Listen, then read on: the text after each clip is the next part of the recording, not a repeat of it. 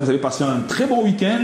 Nous commençons avec le quotidien Mutation qui s'intéresse au transport routier et la phobie de la grève. C'est le titre.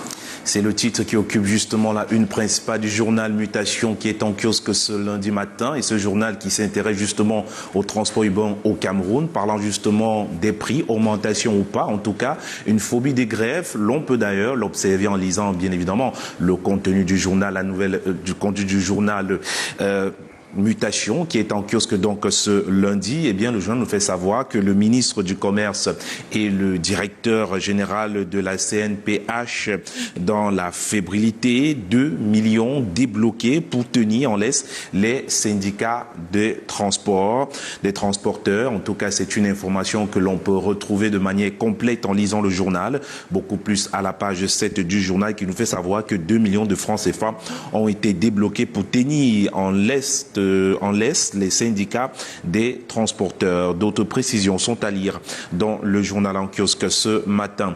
Et un autre journal est également au rendez-vous et s'intéresse également au transport. Il s'agit du journal La Gazette qui est en kiosque ce lundi matin. La Gazette, juste au bas de sa une, s'intéresse à la hausse des primes du transport interurbain. On parle là du côté du Noun. Dans le Noun, bien évidemment, les transporteurs défient le préfet.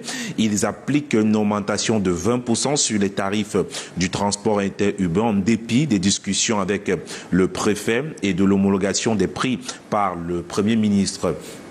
Les détails sont contenus dans le journal qui est en kiosque ce lundi matin. Et ce lundi matin, un autre journal est également au rendez-vous. Il s'agit du journal Grand Angle qui, ce jour, s'intéresse à Joseph Owona à sa une. Le journal nous parle de ce grand maître de la science, de la rage des serviteurs de l'État, selon, bien sûr, le journal qui est en kiosque ce matin. Le journal, donc, à sa manière, rend hommage à Joseph Owona.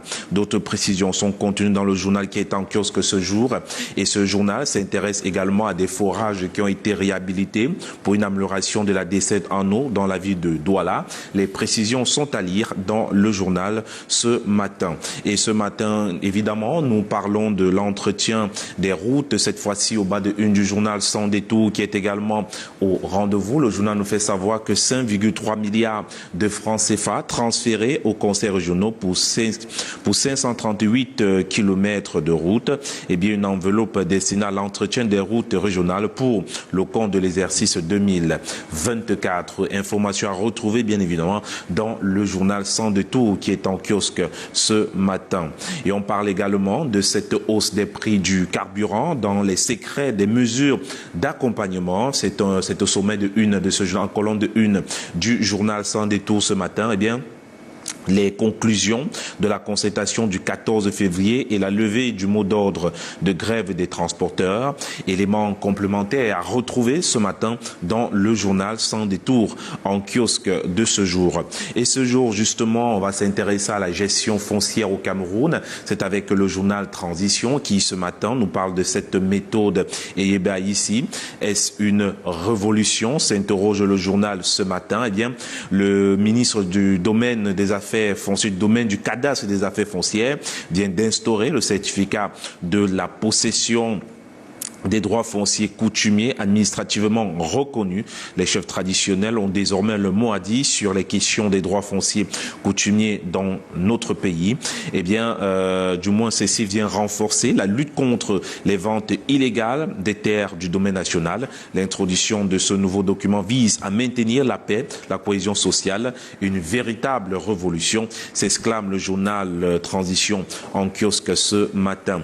Et ce matin, le journal Salah Hebdo est également au rendez-vous et à sa une. Le journal s'intéresse bien sûr à cette mine d'opportunités. On parle là, n'est-ce pas, de l'accent aigu, selon le journal du président Paul Biya, utiliser le plein potentiel des projets de Mbalam, Kribi Lobé et Bipindi Grand Zambi, dont les premières productions commerciales sont imminentes pour renforcer la croissance économique. Telle est la recette que le chef de l'État vantera aux investisseurs du monde entier du 22 au 24 mai 2024. La convention internationale qui fera de Yaoundé le carrefour de promotion du sous-sol camerounais mettra en vitrine le nouveau statut du Cameroun comme pays producteur minier et présentera les atouts d'un secteur qui regorge tout simplement, qui regorge plusieurs éléments nécessaires, bien évidemment, à ceux qui veulent investir, à ceux qui veulent contribuer au développement du Cameroun. D'autres détails sont à lire dans le journal qui rend également hommage juste au bas de sa une à Joseph Oona, grand cordon de l'Ordre national du mérite camerounais. Eh bien, les obsèques aux officiels de l'ancien ministre, membre du Conseil constitutionnel, ont eu lieu à Akombikwe, dans l'arrondissement de Veugue, département de l'Océan, région du Sud, le 17 février dernier. Les précisions sont à retrouver dans ce journal qui est en kiosque ce matin. Et ce matin, on va s'intéresser avec le journal Écho du Parlement à cette coopération parlementaire Sud-Sud. Le Sénat du Cameroun joue sa partition au Maroc avec amples informations. Eh bien, le premier vice-président du Sénat et bien sûr et le sénateur Tabi Pierre ont participé à la conférence parlementaire qui s'est tenue du 15 au 16 février 2024 à Rabat au Maroc. Cette rencontre qui réunit les leaders parlementaires d'Afrique, du monde arabe et d'Amérique latine avait pour objectif de renforcer les partenariats stratégiques et promouvoir le développement durable, on va dire promouvoir le développement durable. Placé sous le haut patronage du roi Mohamed VI, le Maroc planche sur le rôle des parlementaires nationaux et des unions parlementaires régionales et aussi continentales en Afrique, dans le monde arabe et en Amérique latine. Et nous poursuivons ce matin cette revue de la presse avec le journal Écho Matin qui est également au kiosque. Le journal au bas de sa une s'intéresse à la CEMAC. Le Cameroun projette un emprunt obligataire de 200 milliards de francs CFA. Le Trésor public camerounais projette d'effectuer un emprunt obligataire de 200 milliards de francs CFA cette année sur le marché financier de la CEMAC. Il s'agira du 8e appel public à l'épargne de l'histoire des finances publiques camerounaises et le 3e de suite depuis l'unification physique et institutionnelle des deux places boursières Douala Stock Exchange et Bourse des valeurs mobilières d'Afrique centrale. Avec les conditions du marché devenues extrêmement rigides, le Cameroun pourrait recourir une fois de plus cette année à un emprunt à tranches multiples comme ça a été le cas en 2023. Défi actuel, le journal est également au rendez-vous. Le journal s'intéresse au secteur de l'électricité ce matin. On parle bien sûr de ce rapport entre Eneo et l'État du Cameroun. On parle d'un cercle vicieux de la dette. Si l'entreprise Eneo reconnaît que la dette validée par l'État a été apurée à hauteur de 329 milliards de francs CFA, au 20 décembre 2023, elle réclame encore 266 milliards de francs CFA au titre des aérés relatifs à la subvention de la consommation des ménages et aux factures de l'éclairage public. Information à retrouver donc dans le journal qui est en kiosque ce matin. Avec la météo, le journal s'intéresse à sa une au CIMEC 2024. Le Cameroun vante son potentiel minier. Ce sera à l'occasion de sa 4e convention internationale des mines et expositions du 22 au 24 mai prochain du côté de Yaoundé. Annoncé, donc cela est annoncé de ce côté-là, du moins ce 15 février au cours d'une conférence, cela a été annoncé le 15 février au cours d'une conférence de presse par le ministre Fou Galitus Gentry. L'objectif de cette grande messe est d'attirer des investisseurs étrangers. Et dans la suite de la revue de presse, on s'intéresse à la ville de Douala, cette fois-ci avec le journal Info Matin, qui, à sa une, s'intéresse donc à Canwater qui réhabilite 3 forages industriels dans la ville de Douala. L'information occupe la une principale du journal Info Matin en kiosque ce jour, en présence justement du gouverneur de la région du littoral, Dieudonné Ivara Dibois. Ils ont été remis en service le 16 février lors d'une visite de travail par le directeur général Blaise Moussa, avec une capacité cumulée de production de 450 mètres cubes d'eau potable par heure. Ces installations desserviront près de 128 000 ménages, un peu plus de 128 000 ménages des quartiers Koumassi, Bassadoko, Tijeni militaire, entre autres. Les détails sont à lire à la page 3 du journal de ce jour. Et ce jour, notre journal est également au rendez-vous, l'info à chaud, qui s'intéresse au mariage. On parle du Viens, on reste, qui est désormais combattu par la mairie de Yaoundé 3e. Eh bien, le journal passe donc un communiqué que l'on peut retrouver d'ailleurs à la une du journal. Eh bien, selon le communiqué, à tous les couples, viens, on reste. Faites-vous enregistrer pour la célébration collective des mariages, même en cabas ou en culotte. Vous pouvez vous marier. Lieu d'enregistrement, délégation du MIMPROF Yaoundé 3e, à la maison de la femme derrière le marché de Sam. Eh bien, des contacts sont bien indiqués sous le communiqué pour permettre à ceux qui vivent en ce moment le viens, on reste de pouvoir se marier. Et dans la suite de cette revue de presse, le drapeau est également au rendez-vous et le journal Le Drapeau s'intéresse à l'Assemblée générale de l'ONU. Philemon Yan, le candidat africain à la présidence, eh bien, l'ancien premier ministre du Cameroun a été entériné comme candidat à la présidence de la 79e Assemblée générale de l'ONU par le Conseil exécutif de l'Union africaine. Après le retrait de l'Afrique du Sud, soutenu par le président de la République Paul Biya, sa candidature a été saluée par de nombreux pays africains. Les précisions sont contenues dans le journal de ce jour.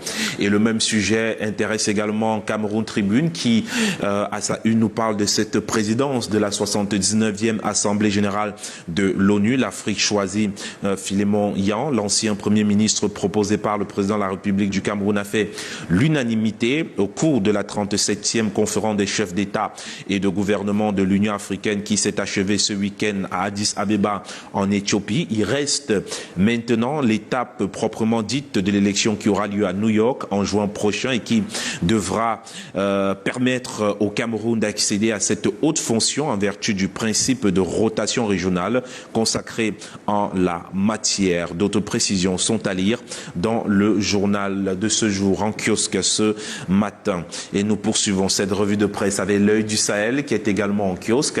Le journal s'intéresse à la région de l'extrême nord. On parle de 167 civils qui ont été tués par Boko Haram en 2023. L'information est contenue dans le journal L'Œil du Sahel qui est en kiosque ce matin. Et l'information fait d'ailleurs la une principale du journal qui est en kiosque.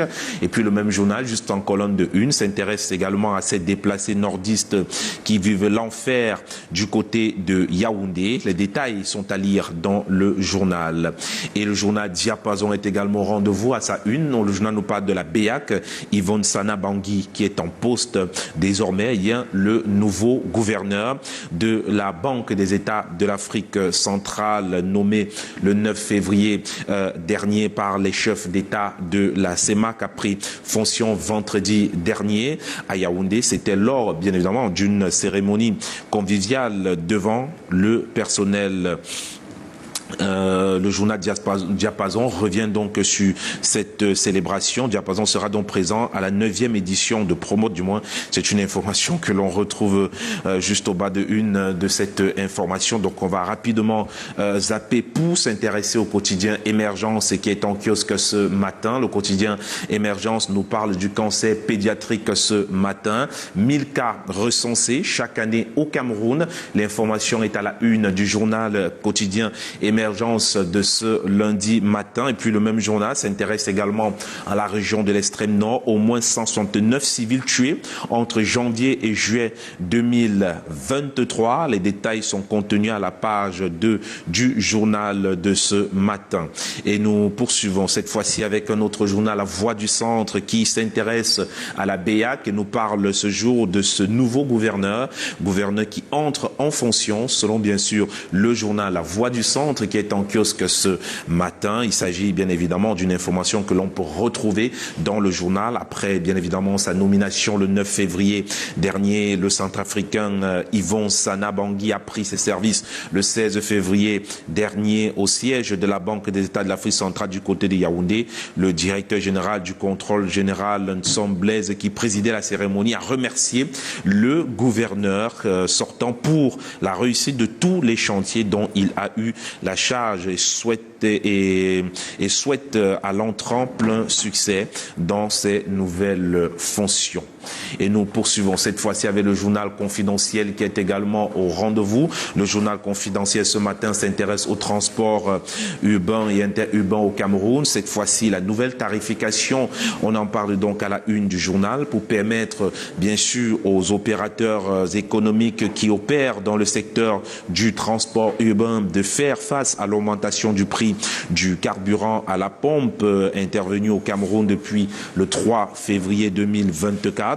Le gouvernement a entrepris de concert avec les différents acteurs du domaine d'augmenter les prix du ramassage par taxi, une décision qui fait grincer les dents au sein du corps social. Eh bien, les mesures d'allègement annoncées par le gouvernement tardent à prendre corps aux grandes dames des populations qui continuent, on va le dire ainsi, de scruter l'avenir avec anxiété. D'autres détails sont contenus dans le journal de ce jour. Et nous terminons cette revue de la presse, cette fois-ci avec le journal Économie Quotidien qui est également au rendez-vous et qui à sa une s'intéresse à Promo 2024 qui est lancé. Eh bien, la coupure du ruban marquant l'ouverture officielle de la 9e édition du Salon international de l'entreprise, de la PME et du partenariat de Yaoundé a eu lieu le samedi 17 février 2024. Eh bien, retrouvez dans le journal un cahier spécial consacré donc à Promote dans le journal L'économie quotidien en kiosque de ce jour. Et c'est avec ce journal L'économie quotidien que nous mettons un terme ce matin à cette revue de la presse sur Canal 2 International. Merci Julien. Ce qui a davantage retenu notre attention, je ne sais pas pour ce qui est de vous, Fidil, c'est la une justement du journal L'Info à chaud qui titre le vient, on reste combattu, et une sorte d'invite à tous les couples qui ne sont pas régulièrement unis à profiter par exemple, on va dire, des mariages collectifs qui sont régulièrement organisés.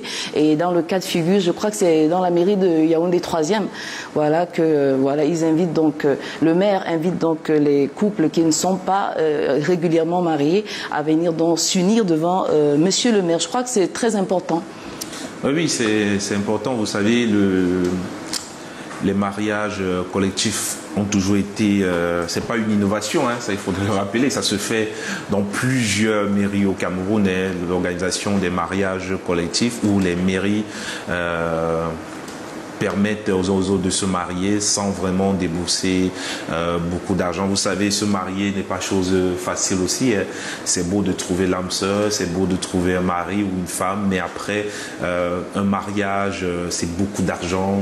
Bon, quand on veut véritablement un mariage somptueux, ça demande beaucoup d'argent. Mais voilà, nos mairies aujourd'hui nous font savoir qu'avec très peu ou pas d'argent, vous pouvez tout de même vous marier. Et c'est bien sûr, c'est à l'honneur de ceux qui vivent l'Ovion-Reste, hein, de profiter de cette invitation lancée par la mairie de Yaoundé 3e. Allez vous marier, c'est l'Ovion-Reste quand on sait que... Bon, c'est vrai qu'il y en a qui sont partants pour l'essai, qui disent qu'on ne peut pas acheter la marchandise sans la goûter, même si ça ne peut pas s'appliquer à tous les cas de figure.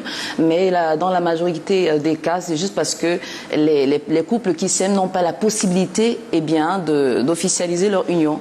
Et je crois que c'est une très bonne chose. Et puis, c'est pas la première fois, hein. On va rappeler que cela a droit de citer au Cameroun depuis beaucoup d'années, et régulièrement c'est organisé dans les différentes mairies afin de permettre à ces couples de pouvoir officialiser leur union. Et autre conséquence, c'est que les unions libres, en fait, les enfants qui naissent des unions libres sont des enfants naturels. Ils ne sont pas légitimes. Hein.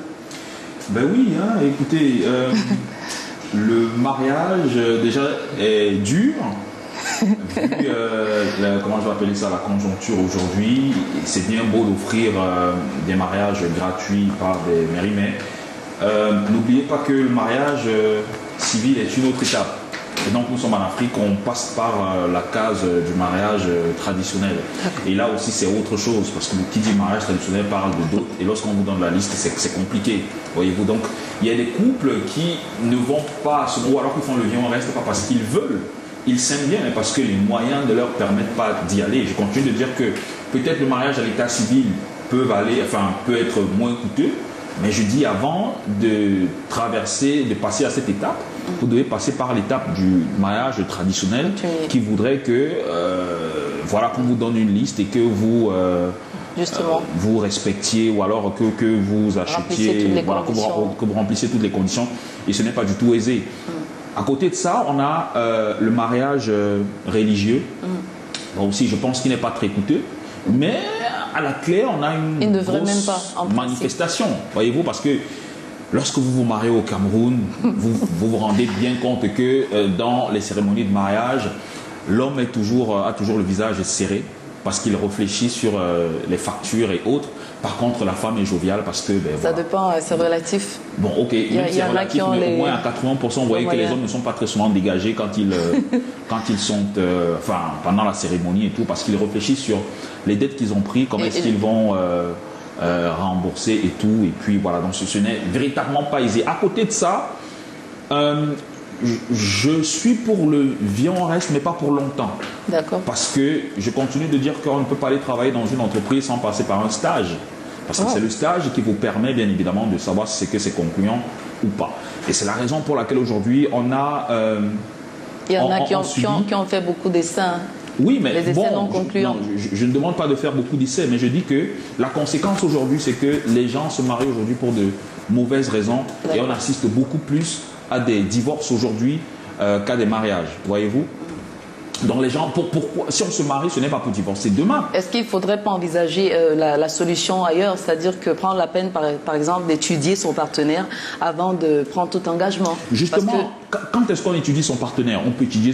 Vous pensez que l'étude du partenaire, c'est en venant faire 2-3 jours et puis s'en aller, donc vous n'allez pas réellement connaître votre partenaire. Mais par contre, si vous passez 1 an, tout au plus 2 ans dans la même pièce, vous aurez au moins une idée de savoir, vous aurez au moins une idée sur la personne qui partage votre vie. Donc moi je suis pour le viens en reste, mais pas définitif, pour un moment. Et après, et même le moment de pouvoir économiser de l'argent pour aller devant monsieur le maire. Mais dites-vous bien que dans des familles, ceux qui sont dans le viens en reste ne le sont pas parce qu'ils veulent, c'est parce que la conjoncture, voyez-vous, c'est très dur. Ah oui. Parce que pour passer à cette étape, il faut passer par la dot. Et la dot, on sait aujourd'hui. Ça, c'est compliqué.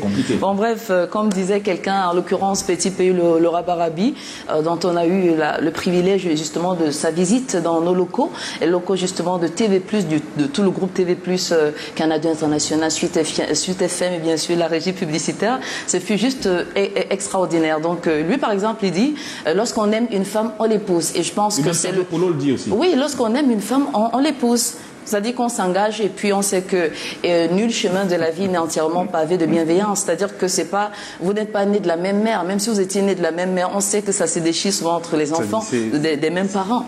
Donc, moi je suis d'accord avec Fidil quand il rappelle que le mariage est parfois tout à l'avantage de la femme. Vous savez, si je prends le cas chez les autres, je discutais avec un ami qui est musulman, qui me faisait comprendre que chez eux, c'est les parents de la fille qui achètent tout ce que la fille va en mariage avec. Et que la dot chez eux ne coûte pas cher. C'est Autour 50 000. Mais, c'est-à-dire que la jeune femme, c'est son père qui va acheter les marmites, le lit, le miroir, bref, tout ce qu'elle doit aller en mariage. Parce que chez eux, ils estiment qu'un homme qui prend une femme en mariage, c'est parce qu'il estime ta famille. C'est parce qu'il aime votre fille. C'est parce qu'il comprend que votre fille vient d'une bonne famille. Quand je dis bonne famille, pas en termes d'argent. Parce qu'il pense que votre famille a une bonne moralité. Voilà pourquoi épouser une jeune femme dans leur culture, c'est faire honneur à la famille de la femme. Mais le problème aujourd'hui, c'est que on fait croire aux gens que si l'homme épouse une femme, c'est parce que la femme, c'est elle qui fait honneur à cet homme qui l'épouse. Or, quand vous observez ailleurs, certains parents, je parle de mon ami qui est musulman, qui me fait comprendre qu'en réalité, lorsque tu choisis une fille parmi tant d'autres et que tu l'épouses, sa famille est heureuse, sa famille, par Dieu, s'est dit, ben voilà, notre fille se remet, se comporte très bien, c'est pour ça que cet homme l'a voulu. Or, aujourd'hui, ailleurs, la dot est un véritable frein à de nombreux mariages. Oui. Et la dot est parfois même l'élément qui permet en sorte qu'on peut facilement frustrer, endommager une jeune fille dans un foyer. Parce que lorsqu'un homme est capable d'avoir déboursé près de 15 millions, 20 millions pour vous doter, la famille, c'est comme si la famille va dire, ah, même si quelque chose reste là-bas, on ne peut pas rembourser ce genre de dot. Et beaucoup en profitent parfois pour, on va arriver à ce que vous allez voir, des violences, des ci, des ça, où on vit dans des mariages, on va dire des prisons dorées. Donc moi, je pense que le véritable problème pour lutter contre ce viol reste, c'est que le gouvernement s'intéresse à la question de la dot dans notre pays. Vraiment qu'on essaie d'encadrer la dot. Parce que je vous assure, vous aurez beau, l'artiste l'a dit, vous avez dit petit pays, vous avez dit Sergio Polo. Sergio Polo a beau dire au petit pays, on beau dit que quand on aime une femme, on l'épouse. Mais on ne peut pas épouser toutes les femmes qu'on aime. Il faut bien aussi que cette femme nous aime en retour. Il faut également que la famille de cette femme comprenne notre situation. Il faudrait que nous-mêmes on regarde notre propre situation. Je dis bien, on ne peut pas épouser toutes les femmes qu'on aime. Et la plupart du temps, quand on veut réussir dans la vie, ce n'est pas toujours les femmes qu'on aime forcément qu'on épouse. On épouse parfois, Junior, attendez, je termine. On épouse parfois des femmes qui vous aident à grandir. Vous pouvez ne pas sentir l'amour pour une femme, mais à un moment donné, soyez rationnel. Si une femme vous aide à progresser dans votre vie, vous comprend, vous accompagne, et moi je pense qu'on peut apprendre à aimer quelqu'un. Parce que l'amour, pour moi, c'est-à-dire aimer n'est pas forcément un sentiment. Hein. Moi je pense que c'est un engagement, c'est une décision personnelle. Parce que quand on sait que quelque chose, rien n'est éternel, vous permettez, si l'on sait que rien n'est éternel, c'est-à-dire qu'aujourd'hui on peut aimer, ça finit. Des gens vont s'aimer fortement, par amour, conscient qu'un jour ça va finir. Un jour ça finit toujours. Et lorsque ça finit, vous êtes toujours ensemble, vous faites comment? Si vous n'avez pas développé un cadre de vie qui vous permet de surpasser ce sentiment d'aimer là. Le côté émotionnel, quoi. Oui, vous n'allez pas tenir. Donc moi je pense que je peux aimer Patricia, je peux être follement amoureux de vous, mais je décide de ne pas t'épouser, mais j'épouse une autre femme. C'est-à-dire que je suis désormais capable, en tant qu'un homme raisonnable, de donner mon amour, mon attachement. Et personne ne vous en voudra, hein, personne ne vous fera un procès parce que vous en avez totalement le droit. J'explique pour faire comprendre aux artistes Petit Pays et Sergio Polo et les autres que prochainement, quand ils chantent, il faut aussi que les gens se soucient de l'homme. En fait... Donc, Junior, allez-y. Bon. Je vous en prie. Donc, je suis en train de dire que pour moi, et pour toutes ces familles qui estiment que leur fille coûte extrêmement cher en termes de mariage, je peux vous aimer, je peux être amoureux de vous, mais je choisis à qui donner de l'intérêt. Encore que... Vous comprenez? Je peux être fou d'une femme, mais si la dot me dépasse, je laisse tomber. Je ne vais pas m'endetter pour ça. Rendez-vous compte qu'il y a des gens qui jusqu'à aujourd'hui payent des dettes de mariage. C'est-à-dire que quelqu'un, oui, ils sont dans un mariage, ils ont même divorcé, mais ils continuent à payer la dette. Et puis même, vous divorcez comme ça, si vous étiez un homme bien commun, c'est vos biens, on partage en deux. Une femme qui est venue comme ça, et puis elle s'en va. C'est-à-dire, pourquoi? Parce qu'à un moment donné, quand on s'assoit, on ne réfléchit pas à ce qu'on veut. Le vieux reste parfois intéressant, vous avez dit, c'est vraiment un stage, c'est de voir vraiment dans quoi je m'engage. C'est-à-dire, est-ce que ça va? Quand ça peut pas, moi je trouve que pour moi, le gouvernement doit, pourquoi pas, encadrer la dot pour permettre à ceux qui sont faibles. Parce que je suis que les gens quand vont dire oui, c'est bien, tu n'as pas l'argent que tu dis ça. C'est vrai, j'ai pas d'argent. Donc je préfère que voilà qu'on se batte. On est bien d'accord. Moi je pense que ce serait même bien dans la mesure où le gouvernement, on inviterait les pouvoirs publics à fixer même le taux. C'est-à-dire que à fixer un taux, pour ce qui est de la dot, en rappelant que c'est juste symbolique en fait, parce que la valeur de la femme est immatérielle. On ne peut pas la quantifier. Oui, ça c'est évident. Mais maintenant, relativement au préambule, si on s'en tient aux Saintes Écritures, dans le livre de la Genèse, où le bon Dieu dit « l'homme quittera son père et sa mère et s'attachera à sa femme ». C'est bien stipulé que c'est l'homme qui quitte son père et sa mère et s'attache à sa femme. Donc il va dans une famille, il retire une femme de sa famille. Il doit en payer le prix parce que... Oui, mais ça ne veut pas dire qu'on doit marchander cette femme, ça ne veut pas dire qu'on doit la vendre. Vous avez parlé tout à l'heure d'un franc symbolique. En fait, je justifiais le fait que cette dot, elle est relative. Hein. Il y a des cultures ou des villages, des ethnies, où il faut débourser vraiment des pieds de la tête pour pouvoir payer sa dot. Mais il y en a d'autres tribus où c'est franchement symbolique. Mais maintenant, il faut bien que l'arbitre puisse intervenir, donc les pouvoirs publics, pour fixer le taux, parce que vraiment, il ne doit avoir aucune entrave à l'amour. C'est-à-dire que deux personnes qui s'aiment doivent pouvoir vraiment s'unir devant Dieu et devant les hommes. Et il ne doit avoir aucune entrave, comme je disais, et encore moins la dot. Voilà. C'est compliqué, hein. C'est compliqué, mais vraiment, il faut encadrer cette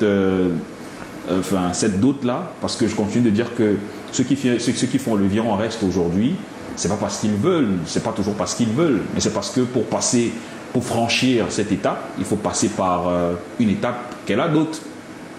Et même pour enchérir, hein, il y en a qui peuvent décider que vous avez dit 10 millions par exemple, moi je donne 20 millions. Ça dépend du pouvoir d'achat. C'est-à-dire un prétendant qui veut épouser... Donc on fait la liste, qui va dans sa belle la famille dit que donc, il calcule la dot, ça sort peut-être 20 millions. Ou bien 10 millions. Il dit que je rajoute 20 millions. Même si c'est moi le père de la fille, j'ai dit que je t'ai dit 10 millions. Mais oui, il faut faire très attention. C'est quoi? Ça dit en fait, c'est l'argent de quoi jusqu'à ce qu'on te dit que la dot c'est 10 millions. Tu dis que non, je sais que c'est 10 millions, mais je veux quand même de 20 millions. Même la fille va dire, attends, c'est tout, tu m'amènes, c'est quoi? Non. Il faudrait qu'on comprenne que nous n'avons pas tous de l'argent. Les temps sont durs, c'est difficile. Chers parents, vraiment. Moi aujourd'hui, il y a des filles que quand j'aborde, vous n'avez pas compris le sens de mon intervention. Attendez, vous allez expliquer pourquoi. Je marche avec des gens, ils m'ont déjà cité des tribus, que si tu t'engages là-bas, tu ne vas pas tenir un thème de dos. Donc moi, quand j'aborde une fille, dès qu'elle me donne ça, je prends la clé des chambres. Parce que ça va coûter cher et je n'ai pas de moyens. Donc comme on vous dit, si vous avez de l'argent, comme vu que la dot n'est pas encadrée, si vous avez vos moyens, allez vous marier. Mais pour ceux qui n'en ont pas, on va vivre un peu le vieux, on reste. Et puis on va voir ce que ça va donner. Oui, c'est vrai. En fait, c'est relatif, ça s'applique à chaque individu en fonction de son contexte, j'allais plutôt dire en fonction de ses réalités quotidiennes. Mais il va sans dire que si quelqu'un a les moyens de sa politique, son pouvoir d'achat, il peut claquer même un 10 millions pour doter sa femme et que ça ne représenterait rien pour lui. Au Cameroun, avec tout. Enfin, moi j'ai un ami par exemple qui a eu des problèmes avec sa femme la semaine dernière. Parce que sa femme estime que 50 000 qu'il donne chaque fin du mois pour le marché ne suffit plus. Et il dit à sa femme, mais c'est ce que j'ai. La vie est dure. Regardez dans quoi la conjoncture nous met, voyez-vous. Au point où ça fragilise les couples. Non, mais wow, il faudrait encadrer. La vie est dure au Cameroun. C'est compliqué. C'est très dur. Merci beaucoup, Junior. Votre contribution est toujours, on va dire, du pain béni pour nous et davantage pour nos téléspectateurs. Le prochain rendez-vous, c'est demain, censément à la même heure. Il sera 7h, 1h de moins en temps universel, mais vous allez prendre la route pour la Radiovision Suite FM 88.7, 100.5 et puis 99.0. Excellente journée, Junior. Merci beaucoup. Excellente journée à vous, Patricia, Fidil. À très bientôt. À suivre dans ce programme, mesdames et messieurs, on partagera des dates